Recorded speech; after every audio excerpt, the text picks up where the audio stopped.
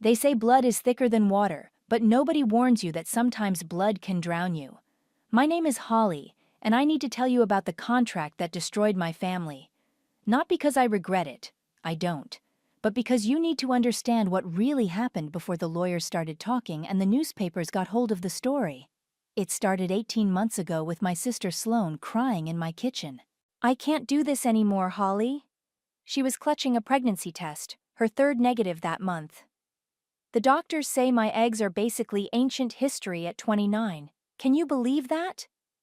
I handed her tissues and made tea, the same ritual we'd performed dozens of times. Sloane had been trying for 3 years, and each failed cycle carved deeper lines around her eyes. There has to be something else we can try, I said. There is. She looked up at me with red-rimmed eyes. But it's huge, like life-changing huge. I waited. Would you carry a baby for me? The words hung in the air like smoke. I set down my mug carefully. Sloane, I know it's insane. I know I'm asking for everything. But Holly, you're the only person I trust with this. You're the only one who could give me my dream and know that you'd always be part of it. She grabbed my hands across the table. You wouldn't just be giving me a baby. You'd be giving me my family. And you'd be the best aunt ever. I promise you that. This baby would know how much their Aunt Holly loved them before they were even born. I stared at her tear-streaked face, remembering the little girl who used to crawl into my bed during thunderstorms, who made me friendship bracelets every summer, who called me her hero when I taught her to ride a bike. I need to think about it. Of course, take all the time you need. But Holly? She squeezed my hands. I love you. Whatever you decide, I love you. 3 weeks later, I said yes. The paperwork came a month after that. Mountains of it. Jesus, Sloane, did you hire the entire law firm? I joked, flipping through page after page of dense legal text. Vance insisted we be thorough. She waved dismissively. You know how he is about covering all the bases. It's mostly just compensation stuff. Medical expenses, lost wages, that kind of thing. I paused at a section titled Post-Birth Relationship Parameters. The language was so convoluted I couldn't make sense of it. What's this part about? Sloane barely glanced over. Oh, that's just standard surrogacy language. Making sure everyone's on the same page about boundaries and expectations. Nothing to worry about. Maybe I should have a lawyer look at this. Holly. Sloane's voice got that edge it always had when she thought I was being difficult. Do you trust me or not? Of course I trust you. Then sign it. We're family. This is about love, not legal loopholes. So I signed. Page after page after page, my signature getting sloppier as I went. Sloane and Vance signed too, beaming at each other like they'd just won the lottery. I can't believe we're really doing this, Sloane whispered, hugging me tight. You're making all my dreams come true. The pregnancy was textbook perfect. Sloane came to every appointment, held my hand during the ultrasounds, cried when we found out it was a girl. She picked the name, Livia, and we spent hours talking about the nursery, about family traditions we'd passed down, about how lucky this little girl would be to have so many people who loved her. She's going to be so spoiled, Sloane laughed during one of our shopping trips. Between you and me and Mom and Dad, she'll never want for anything. Especially love, I said, my hand on my growing belly. Especially love. At 7 months, I felt Livia kick for the first time during one of our sister dinners. The movement was so sudden and strong that I gasped. Was that? Sloane's eyes went wide. Give me your hand. She pressed her palm against my stomach and we waited. Then it happened again, a firm little push against our joined hands. Oh my God, Sloane whispered. She knows we're here. She knows her family loves her, I said. We sat there in the restaurant, hands stacked on my belly, crying happy tears while other diners pretended not to stare. That night, lying in bed with my hand on my stomach, I made a promise to the little girl growing inside me. I'll always protect you, Livia. No matter what happens, you'll always have your Aunt Holly. I had no idea that in 3 months I'd be fighting to keep that promise. And I definitely had no idea what I'd actually signed my name to in all that paperwork nobody bothered to read. Labor started at 3 a.m. on a Tuesday. 18 hours later, I was holding the most beautiful baby I'd ever seen. "She's perfect," I whispered, exhausted but euphoric. Livia's tiny fingers wrapped around mine, and my heart exploded with love I didn't know was possible. Sloane was crying, reaching for her daughter. "Can I?" "Of course." I placed Livia in her arms, watching my sister's face transform with wonder. "Hello, my beautiful girl," Sloane cooed. "Mommy's here." Vance stood behind them, snapping photos with his phone. "She looks just like you, babe." "She has Holly's nose," Sloane said, glancing at me with what I thought was gratitude. The next few hours blurred together. Nurses came and went, forms were signed, visitors filtered through. My parents arrived with flowers and champagne. "Oh, she's gorgeous," Mom gushed, taking her turn holding Livia. "Look at those little cheeks." Dad squeezed my shoulder. "You did good, kiddo. Real good." But something felt off. Sloane and Vance huddled together, whispering. When I asked to hold Livia again, Sloane hesitated. "Maybe we should let her sleep," she said. "You need rest too." "I'm fine. I just wanna—" "Holly." Vance's voice was firm. "Sloane's right. You've been through a lot."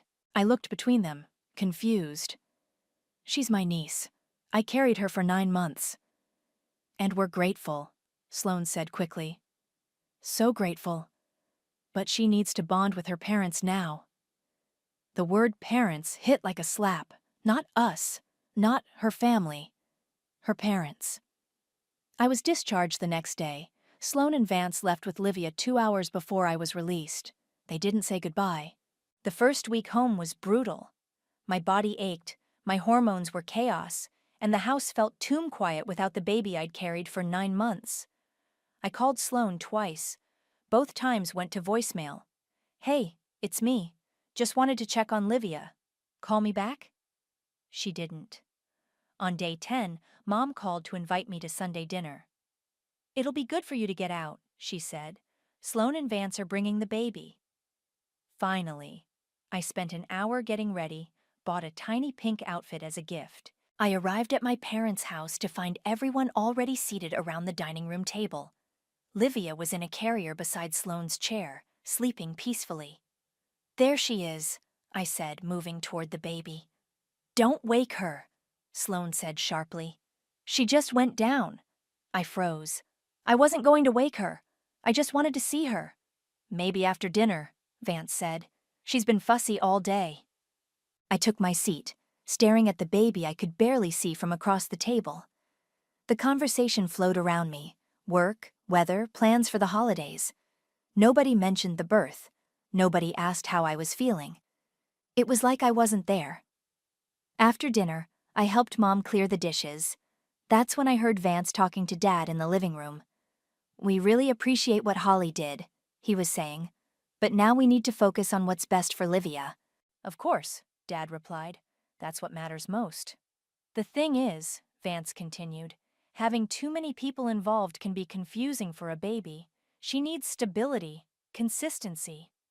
I stepped closer to the kitchen doorway, dishes forgotten. "Holly's been through a lot," Mom said, joining the conversation. "But she knew this day would come. She was just the incubator, after all." The plate I was holding slipped from my hands and shattered on the floor. Everyone rushed into the kitchen.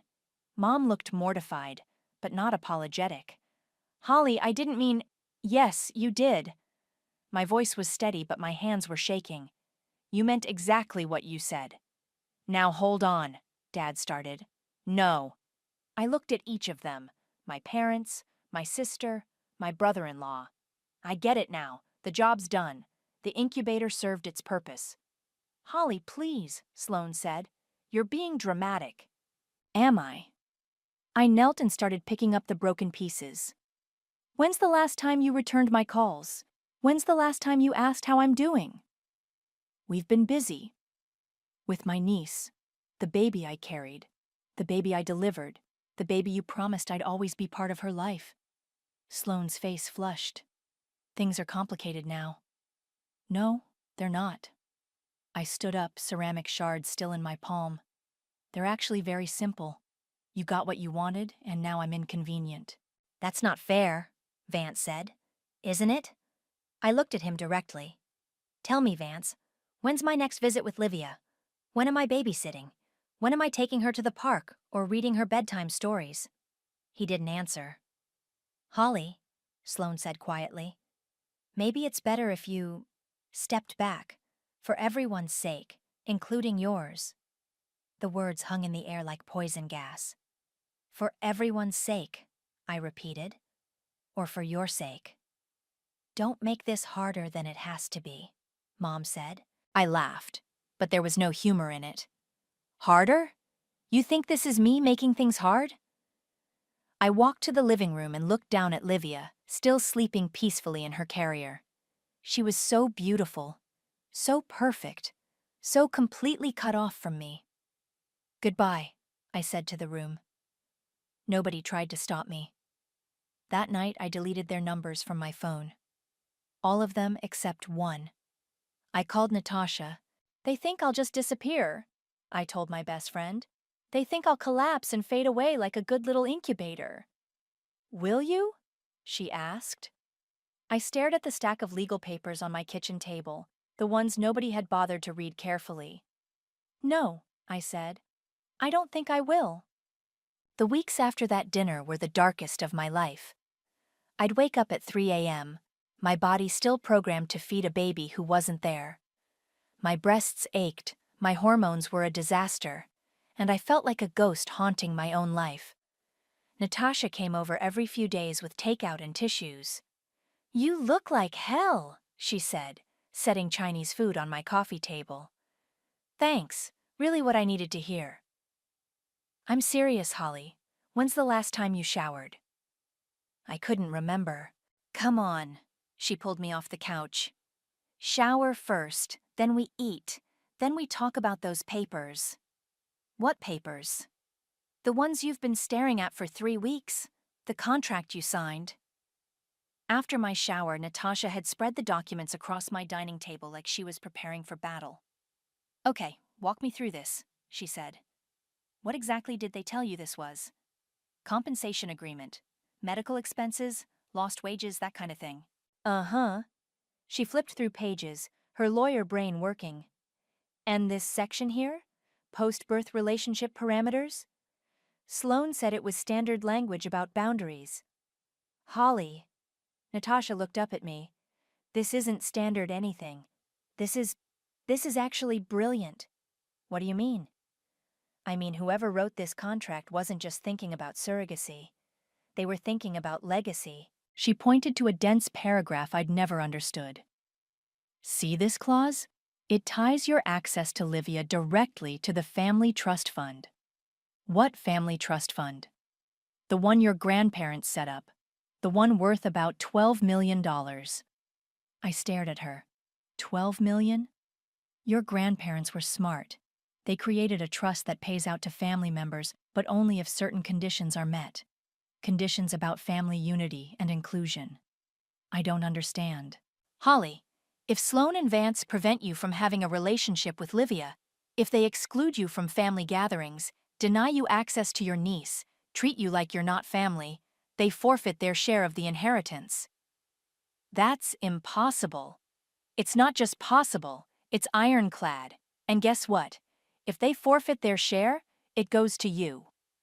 My phone buzzed. A text message from a number I didn't recognize. Welcome party for baby Livia this Saturday. Can't wait to celebrate our little princess. Sloane. I showed Natasha the screen. I wasn't supposed to get this. Group text? Has to be. Look. I scrolled up. The message was sent to 12 people.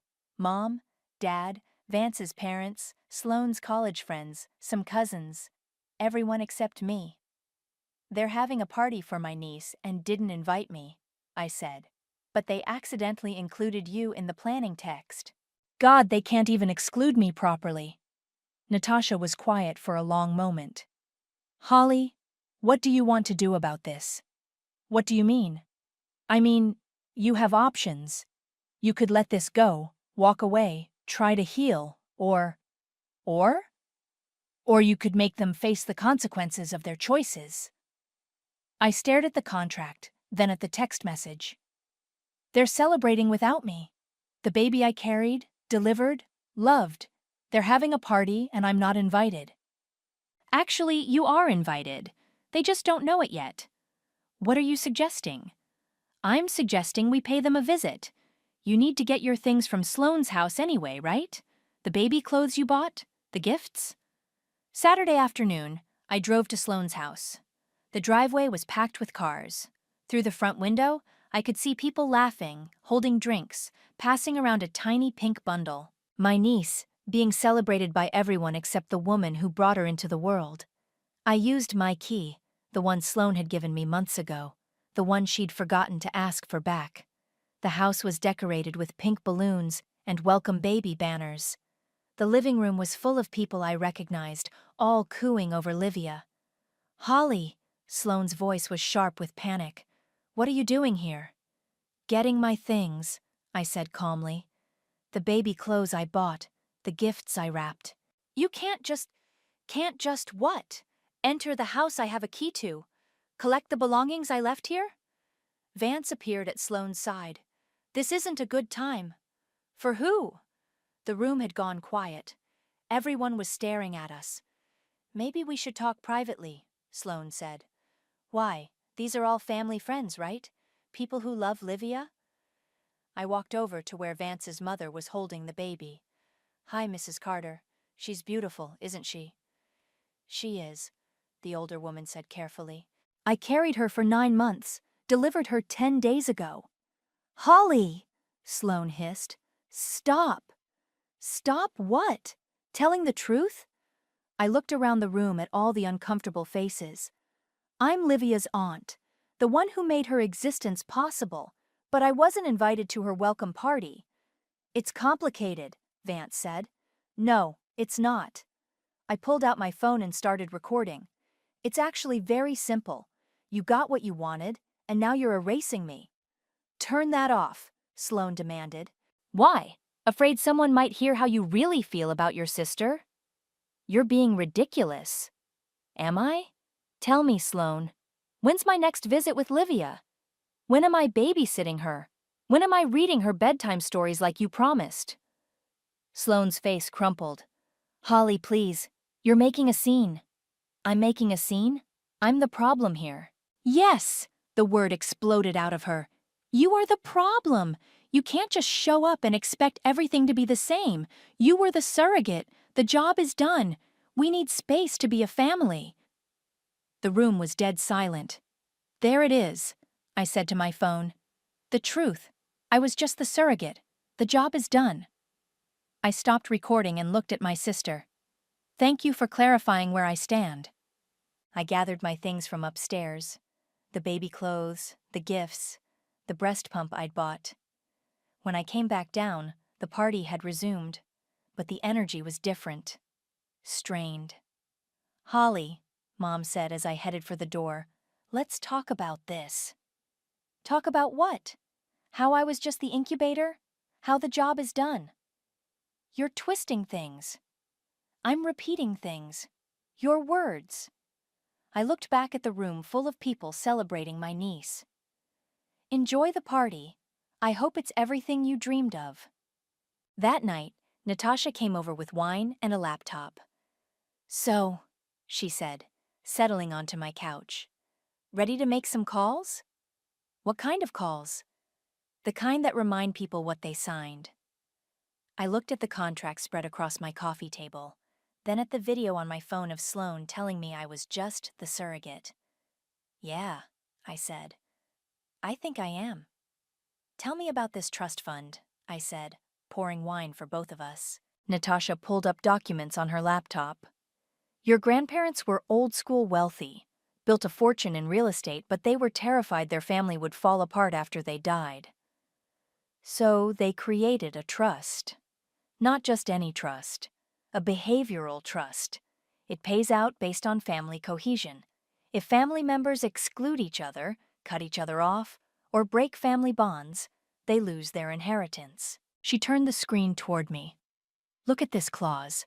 Beneficiaries who engage in actions that deliberately exclude, ostracize, or sever family relationships shall forfeit their portion, which will be redistributed to the wronged party. That's specific. Your grandmother was apparently very specific about family loyalty. She'd seen too many wealthy families destroy themselves over money. But how does this connect to my surrogacy contract? Natasha grinned. That's the beautiful part. Remember when you were confused about all the legal language? The post-birth relationship parameters? Sloane said it was standard. It wasn't standard. It was genius. Someone, and I'm betting it was Jake Williams, the family lawyer, wrote language that directly tied your surrogacy agreement to the trust conditions. She pulled up another document. See this?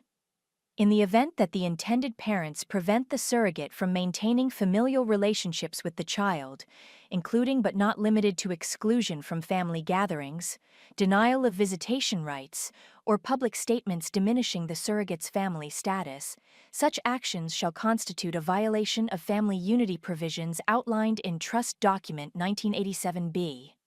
English, please. If they cut you out, they lose everything, and you get it all. I stared at the screen. $12 million. 12.7, actually. It's been growing for decades. But they signed this. Sloane, Vance, even my parents had to sign as witnesses. Why would they agree to this? Because they didn't read it. You said it yourself. Mountains of paperwork. Vance wanted to be thorough. Sloane dismissed your concerns. They trusted the lawyer. They trusted that the lawyer was working for them. Something in her tone made me look up. Wasn't he? Jake Williams has been the family lawyer for 30 years. He wrote your grandparents' trust.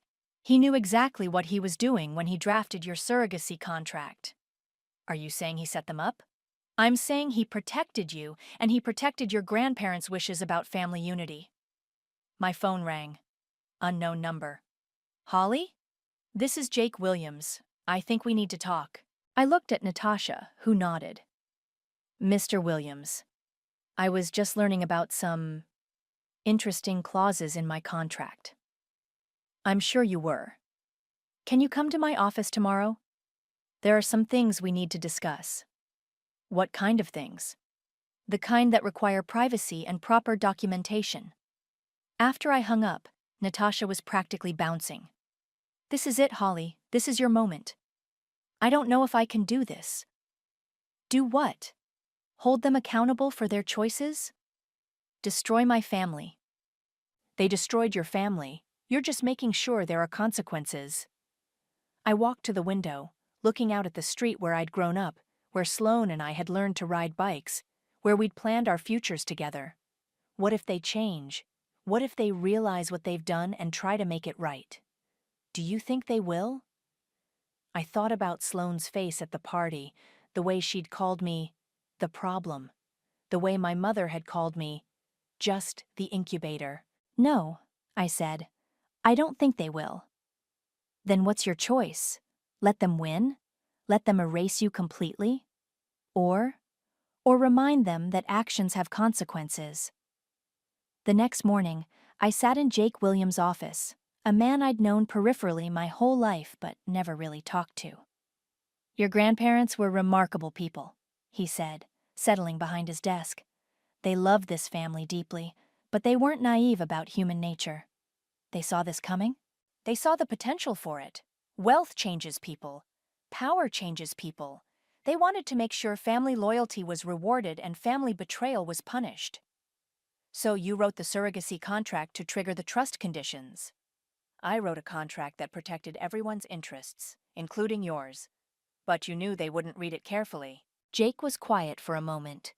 I knew Vance would be focused on protecting himself legally. I knew Sloane would trust her sister. I knew your parents would defer to their son-in-law's judgment. And you knew I'd be vulnerable. I knew you'd be the one who needed protection most.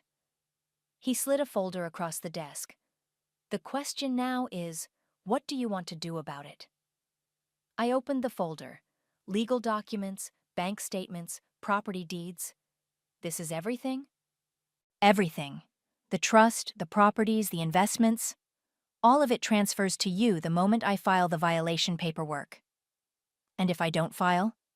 Then nothing changes. They keep their inheritance, you remain excluded, and your grandparents' wishes are ignored. I stared at the papers. $12.7 million. More money than I'd ever dreamed of. There's one more thing, Jake said. A provision your grandmother insisted on. What kind of provision? If you choose to activate the trust transfer, you have the option to set conditions for them to earn it back. What kind of conditions? Whatever you think is fair. Full family reconciliation, public apology, guaranteed access to Livia. Your choice.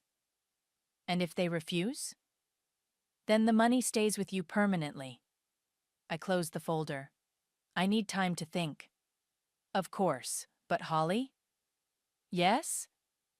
Your grandmother specifically wrote that this provision exists to protect family members who are wronged by those they love most.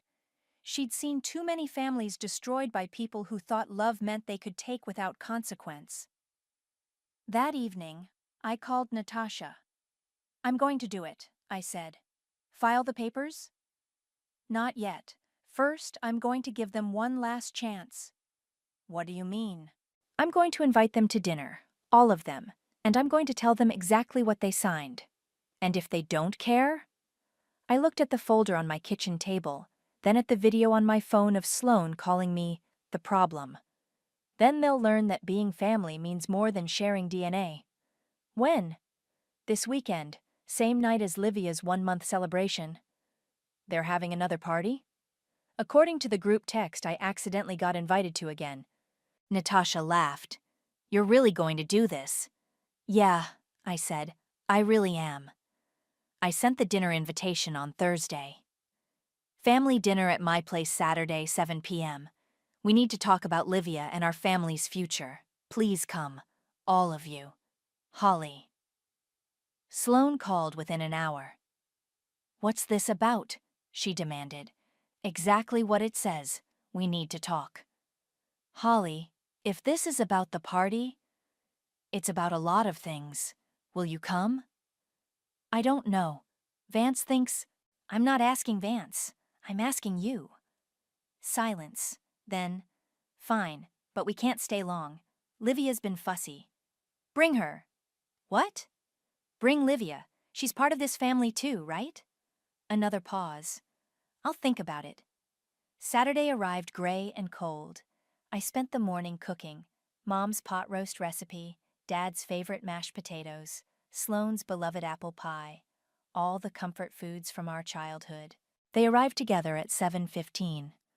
Mom clutched her purse like a shield. Dad looked uncomfortable in his good shirt. Sloane carried Livia's car seat, Vance trailing behind with a diaper bag. Smells good in here, Dad said, trying for normal. Thanks. Come in, sit down. We gathered around my dining table, the same table where I'd signed the contract that would change everything. Livia slept peacefully in her carrier beside Sloane's chair. So, Vance said, cutting into his pot roast. What's this about? Family traditions, I said. Remember when Grandma used to make us say what we were grateful for before dessert? Holly, Mom warned. Don't start. Start what? Remembering when we actually acted like a family? We are a family, Sloane said. Are we? When's the last time you called me? You know things have been complicated. Complicated how? Because I carried your daughter? Because I gave you the one thing you wanted most in the world? Vance set down his fork. Look, we're grateful for what you did, but you have to understand, we need space to bond as a family unit. A family unit that doesn't include me. That's not what we said. Isn't it? I pulled out my phone and played the recording from the party. Sloane's voice filled the room. You were the surrogate. The job is done. We need space to be a family. Sloane's face went white. You recorded me? I recorded the truth. That was a private conversation. At a party celebrating my niece, where I wasn't invited. Holly, Dad said. Maybe we should all calm down. I am calm, Dad. Calmer than I've been in weeks, actually. I stood and walked to the kitchen, returning with dessert plates and the apple pie. You know what I realized while I was making this pie? The same recipe Sloan and I used to make with Grandma every Christmas? I served each of them a slice, my movements deliberate and careful. I realized that Grandma always said family was about more than blood. It was about showing up for each other, supporting each other, never abandoning each other when things got hard. Nobody abandoned anyone, Mom said. Really? Then why haven't any of you asked how I'm doing? Why haven't you checked if I need anything? Why haven't you acknowledged that I just went through childbirth and recovery completely alone? You chose to do this, Vance said. I chose to help my sister. I didn't choose to be erased. My phone chimed, a notification from Jake Williams. I glanced at it, then looked around the table. There's something else we need to discuss, something about the contract I signed. What about it? Sloan asked. Did any of you actually read it? Of course we read it, Vance said. All of it? Every clause? Every condition? It was a surrogacy agreement, Mom said. Standard stuff. Was it? I pulled out the folder Jake had given me. Because I've been learning some interesting things about what we all signed. I opened to the first page. For instance, did you know the contract ties directly to Grandma and Grandpa's trust fund? The room went dead quiet. What trust fund?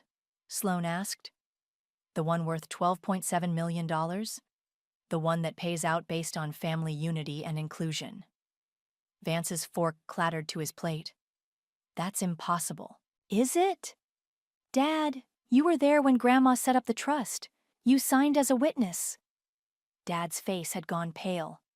Holly, what are you saying? I'm saying that when you exclude family members, when you cut them off or treat them like they don't belong, you forfeit your inheritance. That's ridiculous, Mom said, but her voice shook. Is it? Let me read you something. I flipped to a marked page.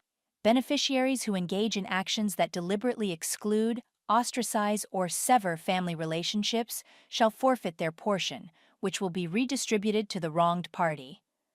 You're making this up, Sloan whispered. My phone chimed again, another notification.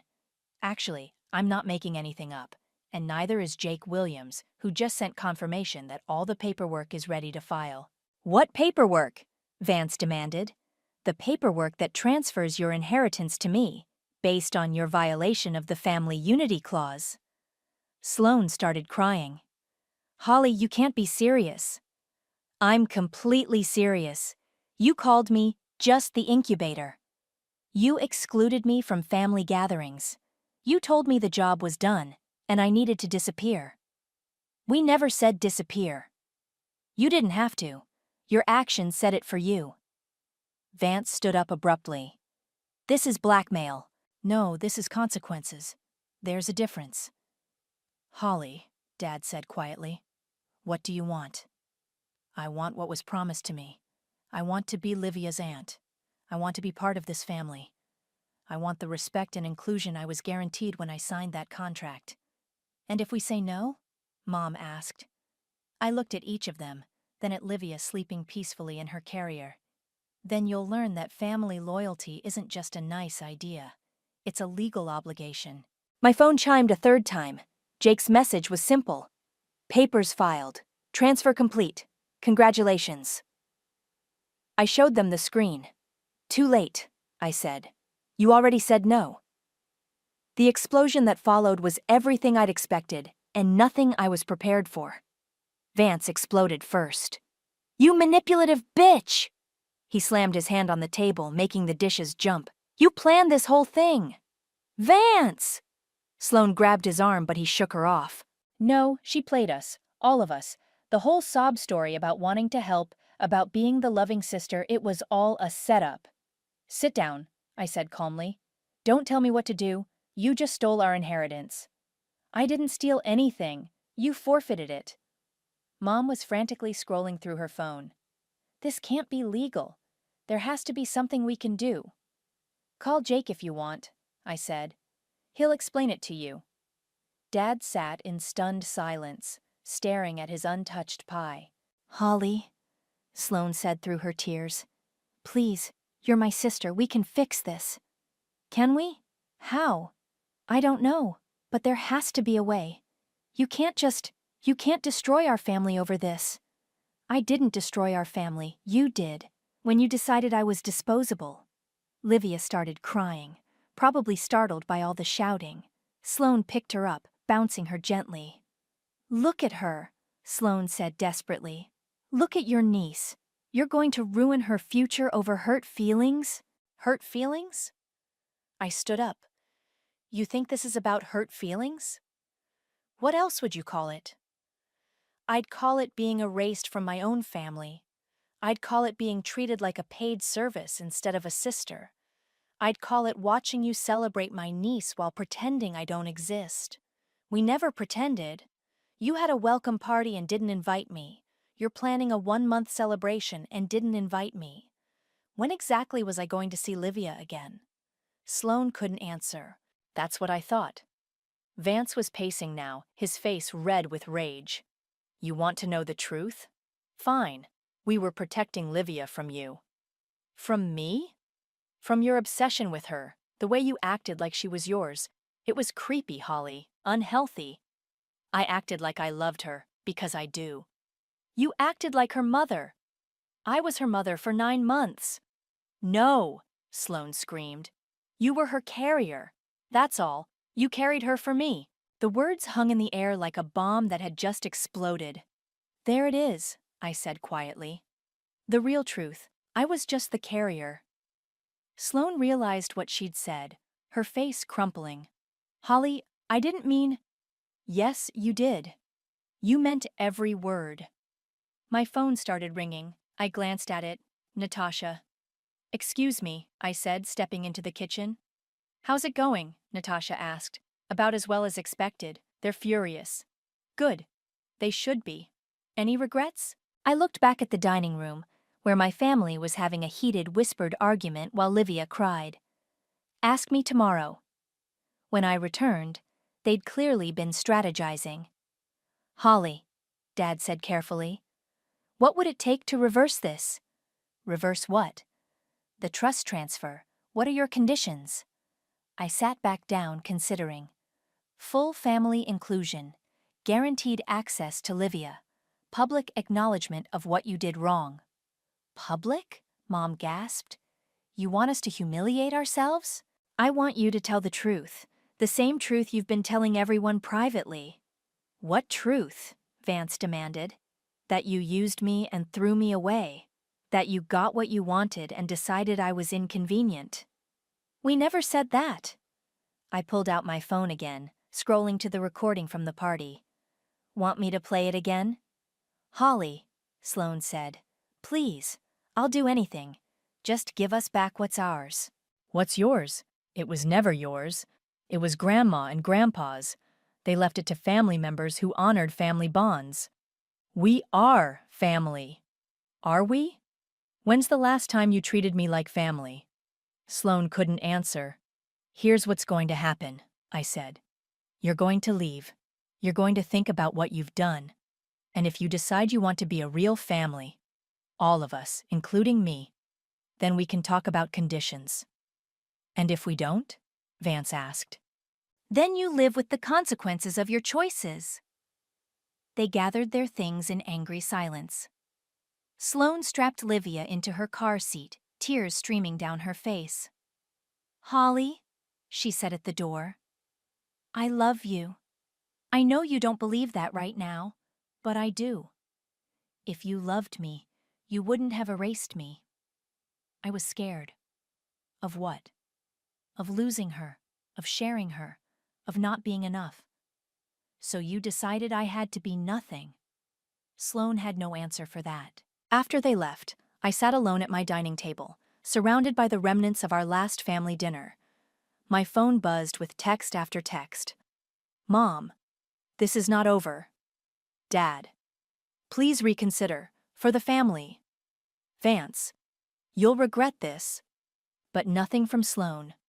The next morning, Natasha came over with coffee and newspapers.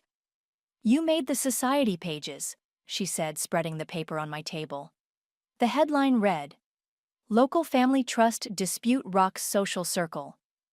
How did they? Vance's big mouth, probably. He called half the country club last night, trying to find a lawyer who'd take the case. Any luck? None. The contract is airtight. My phone rang. Jake Williams. Holly, we need to talk. There's been a development. What kind of development? The kind that requires an immediate meeting. Can you come in this afternoon? Is everything okay? Everything's fine legally, but there's something about the trust you need to know. Something your grandmother specifically requested. After I hung up, Natasha was watching me carefully. What do you think that's about? I have no idea, but knowing Grandma, it's probably going to change everything. Again? Again? Jake's office felt different this time. More formal. He had another lawyer with him, a woman I didn't recognize. Holly, this is Sarah Mitchell. She specializes in trust law. Sarah shook my hand. Your grandmother was a remarkable woman, very thorough in her planning. What's this about? Jake slid a sealed envelope across the desk. Your grandmother left specific instructions. This was only to be opened if the trust transfer was ever activated. I stared at the envelope. My name was written on it in Grandma's careful handwriting. She knew this might happen?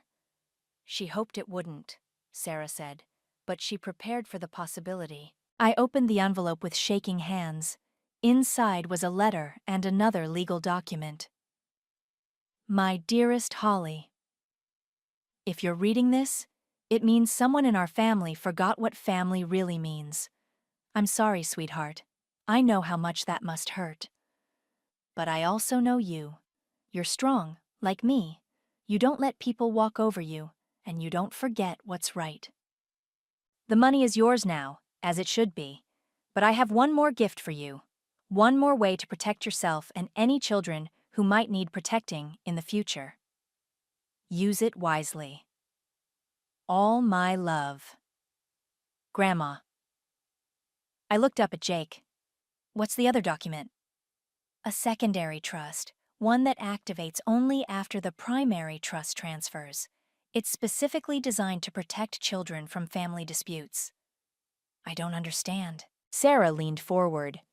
If anyone in your family tries to use Livia as leverage, if they threaten to cut off your access to her or use her as a bargaining chip, this trust activates.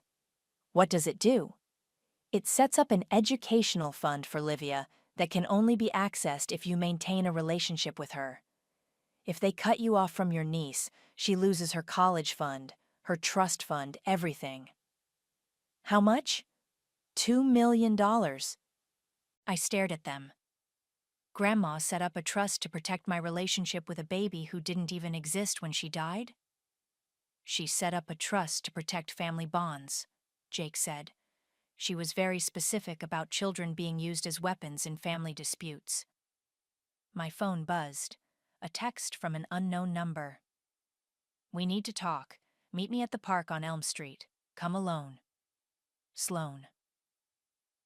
I have to go, I said, gathering the documents. Holly, Sarah said. Be careful. Desperate people do desperate things. The park was empty except for Sloane sitting on a bench, Livia's stroller beside her. She looked terrible. Red eyes, messy hair, wrinkled clothes. You came, she said.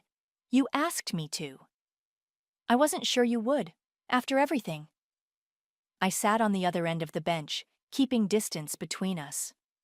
What do you want, Sloane? I want my sister back. Do you? Or do you want your money back? Both. At least she was honest. Holly, I messed up. We all did. But this, what you've done, it's destroying everything. I didn't destroy anything. I just made sure there were consequences. Vance left. I looked at her. What? He packed his bags this morning. Said he wasn't going to be married to someone who lost $12 million to her crazy sister. I'm sorry. Are you? I'm sorry your husband turned out to be exactly who I thought he was. Sloane laughed bitterly. You never liked him. I never trusted him. There's a difference. Mom and Dad aren't speaking to each other. Dad blames Mom for the incubator comment. Mom blames Dad for not reading the trust documents properly. And you blame me. I blame all of us. She looked down at Livia, who was sleeping peacefully. But mostly I blame myself. For what? For being scared, for listening to Vance, for forgetting that you're my sister. I watched her face, looking for the manipulation I'd grown used to. But she just looked broken. Holly, I need you to know something. When I was in labor with my first pregnancy, the one I lost, you were the only one who stayed with me all night. Do you remember? I did remember. Sloane had been 26, terrified, and alone because Vance was out of town on business. You held my hand and told me everything would be okay, even when the doctor said it wouldn't be. Sloane, I forgot that. I forgot who you really are. I let Vance convince me you were a threat instead of remembering you were my protector. Livia stirred in her stroller, making soft baby noises. She looks like you, Sloane said quietly. She looks like us, like our family. Holly, what would it take, really, for you to forgive me? I thought about the documents in my purse, about the secondary trust that would protect my relationship with Livia forever. I want to be her aunt, really be her aunt, not just when it's convenient for you. Okay? I want you to acknowledge publicly what you did, not to humiliate you, but so people understand that actions have consequences. Okay. And I want you to mean it, not just say it because you want the money back. Sloane was quiet for a long moment. What if I can't give you the money back? What if it's too late? Is it about the money? Partly. But mostly it's about proving that family matters more than pride. And if I can't swallow my pride, then you'll have to live with the consequences. Sloane reached into the stroller and picked up Livia, who had started to fuss. Would you like to hold her? I hesitated. Are you sure? She's your niece. She should know her Aunt Holly. I took Livia carefully, and she settled against my chest like she belonged there. Hi, sweetheart, I whispered. I've missed you. Holly, Sloane said. I'm going to fix this. I don't know how, but I'm going to make it right. How? I'm going to tell everyone the truth, about what we did to you, about how wrong we were. And then? And then I'm going to hope my sister is more forgiving than I deserve. I looked down at Livia, then back at Sloane. There's something else you need to know. About the trust. What about it? Grandma left another provision, one that protects Livia. I told her about the secondary trust, watching her face change as she understood the implications. So if I try to keep you away from her, she loses everything. Her college fund, her inheritance, all of it. Sloane was quiet for a long time. Grandma really thought of everything. She did. Holly, I want you to know, even if there was no money involved, even if there were no consequences, I'd still want to fix this, because I miss my sister. I looked at her, holding my niece, and for the first time in weeks, I saw the sister I'd grown up with instead of the stranger she'd become. I miss her too, I said. But missing someone and trusting them again were two very different things. The Facebook post went live on Tuesday morning. I need to publicly apologize to my sister Holly. 3 months ago, she carried and delivered my daughter as a surrogate. Instead of celebrating her incredible gift, my family and I treated her like she was disposable. We excluded her from family gatherings, called her just the incubator, and tried to erase her from our lives after she gave us everything we dreamed of. We were wrong. Completely, utterly wrong. Holly, if you're reading this, I'm sorry. Our daughter deserves to know the aunt who loved her before she was even born. Sloane. My phone started ringing within minutes. Did you see it? Natasha asked. I saw it. How do you feel? Surprised. I didn't think she'd actually do it. What now? Now we see if she means it. The post had over 200 comments by noon. Most were supportive of Sloane's apology, but a few were brutal.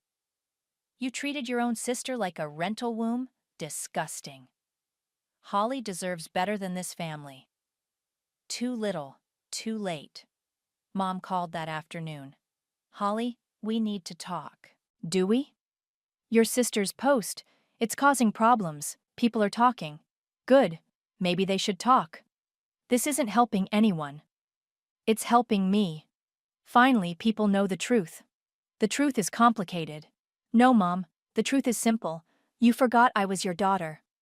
Silence. Then quietly, you're right. I almost dropped the phone. What? You're right. I got so caught up in Sloane's happiness, in finally having a grandchild, that I forgot about my other daughter, the one who made it all possible. Mom, I called you an incubator, Holly. My own daughter. I don't know how to take that back. You can't take it back, but you can do better going forward. How? By remembering that I'm family too. Dad called an hour later. Your mother's been crying all day, he said. I'm sorry to hear that. Are you?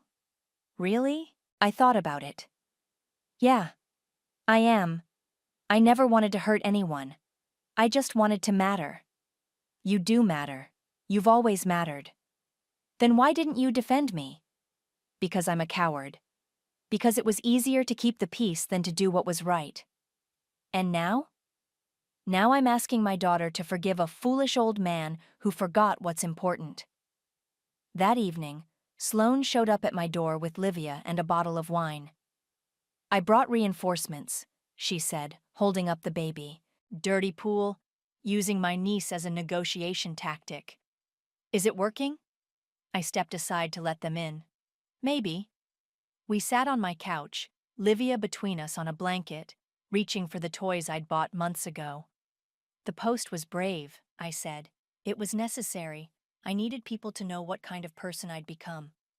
And what kind of person is that? The kind who forgets that love isn't a zero-sum game. I thought loving you meant less love for Livia. I thought including you meant less space for me. And now? Now I think Livia's lucky to have so many people who love her. Livia grabbed my finger and held on tight. She knows you, Sloane said. Look how she calms down when you hold her. She's perfect. She is, and she's going to know her Aunt Holly. Really know her. I looked at my sister. What about the money? Keep it. Sloane. I'm serious. You earned it. Not just by carrying Livia, but by standing up for yourself when we tried to throw you away. The trust was meant to keep families together. Then let it. Let it remind us what we almost lost. What about Vance? What about him? He showed his true colors when things got hard. Good riddance. And Mom and Dad? They're learning. Slowly, but they're trying. Livia started fussing, and I picked her up automatically, bouncing her gently. You're a natural, Sloane said.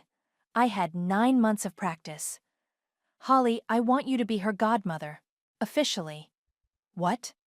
If something happens to me, I want you to raise her. I want it legal, documented, ironclad. Sloane. I'm serious. You're the person who loved her first. You're the person who protected her before she was born. You're the person who fought for her when her own mother was too stupid to see what mattered. I looked down at Livia, who had fallen asleep in my arms. Okay, I said. Okay? Okay to all of it.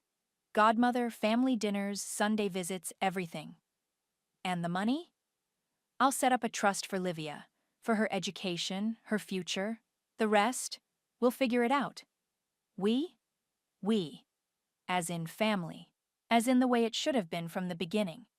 Sloane started crying. I thought I'd lost you forever. You almost did. But not quite? Not quite. My phone buzzed. A text from Jake Williams. Saw the Facebook post. Your grandmother would be proud. Both of you. I showed Sloane the message. Think she's watching? Sloane asked, probably laughing at how long it took us to figure it out. Figure what out? That family isn't about blood or money or who gets what. It's about showing up. It's about fighting for each other instead of against each other. Livia stirred in my arms, opening her eyes and looking up at me with that serious baby expression that melted my heart every time. "Hi, beautiful girl," I whispered. "Your Aunt Holly's here, and I'm not going anywhere." Sloane leaned against my shoulder, watching her daughter. "Thank you," she said quietly. "For what?" "For not giving up on us, for fighting back, for making sure she'll always have her aunt. Thank you for remembering that I'm your sister." "Always," she said, "even when I'm too stupid to act like it." I looked around my living room, at my sister, at my niece, at the family I'd almost lost and fought to keep. The money was nice. The justice was satisfying. But this, having my family back, having my place in Livia's life secured, this was everything. Grandma had been right about consequences, but she'd also been right about something else. Family is worth fighting for, even when they forget it themselves.